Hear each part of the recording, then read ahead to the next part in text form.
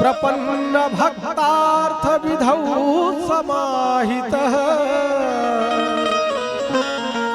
यल्लोकपालैस्त्वदनुग्रहो मरै पूर्वोपसदेरर्पितः। प्रणाम करते हुए राजा बलि कहता है कि हे प्रभु, आपको प्रणाम करने की चेष्टा कर रहा हूं। राजा बलि की उदारता देखिए। राजा बलि कहता है कि हे प्रभु, आपने रस्सियों में इस प्रकार से जकड़ दिया कि आपको प्रणाम करने की चेष्टा कर रहा हूं।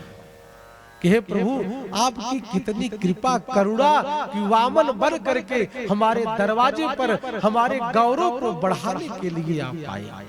आपको वामन बनना पड़ा। और कहते हैं राजा बलि की जो बिटिया थी, जब उसने वामन भगवान को देखा था तो उसके मन में यही भाव था, अगर यह काश मेरा पुत्र होता तो इसे मैं अपना दुग्ध पिलाता। और जब वामन बन करके भगवान ने सर्वस्व ले लिया तो राजा बलि की बिटिया में दुर्भावना आ गई। कहा कि अगर मेरा बेटा भले ही होता, अगर इस प्रकार से छल करता, स्तनों में जहर लगा करके पिला करके मार देती और इसी भावना से वह दूसरे जन्म में पूतना बन। तो भाव प्रधान है। तो राजा बलि कहते हैं कि प्रभु अहो प्रणामाय, मैं आपको प्रणाम करने की चेष्टा करता हूं। और कहा कि प्रभु, और मैं ये जानता हूं कि आपका जो भी जीव चरण शरण ग्रहण कर ले, आप तुरंत अभयता प्रदान करते हैं। फिर राजा बलि यह प्रार्थना कर ही रहा था तो राजा बलि ने कहा कि प्रभु आप ये बताएं, मेरा प्रश्न है, क्या धन बड़ा कि धन का मालिक? तो कहा कि नहीं, धन से बड़ा धन का मालिक होता है, धन का स्वामी होता है, क्योंकि उसने धन को कमाया, धन को इकट्ठा किया, बनाया। तो कहा कि हे प्रभु, तीसरा चरण आप मेरे सिर पर रख दें। रलब्ध पूर्वो पसदेर अर्पितः। हे प्रभु, मेरे सिर पर तीसरा चरण रख दे। भगवान को भी रोना आ गया। कहा वाह राजा बलि, बहुत दानियों को देखा लेकिन तेरे जैसा दानी नहीं देखा। आया था तुझे छलने लेकिन तूने मुझे छल लिया। बता बेटा तुझे क्या दूं? तो राजा बलि ने कहा कि प्रभु, अभी तो आप मांगने आए थे। तो राजा बलि ने आपको त्रिलोकीनाथ बनाया। राजा बलि कुछ नहीं चाहता है, आप मांगने आए, मैंने सर्वस्व दिया, अब कोई दान देने के बाद कुछ मांगे। कहा कि प्रभु ये ठीक नहीं, तो बिना मांगे स्वर्ग से भी ज्यादा महिमा सुतल लोक की है। और प्रभु ने सुतल लोक दे दिया।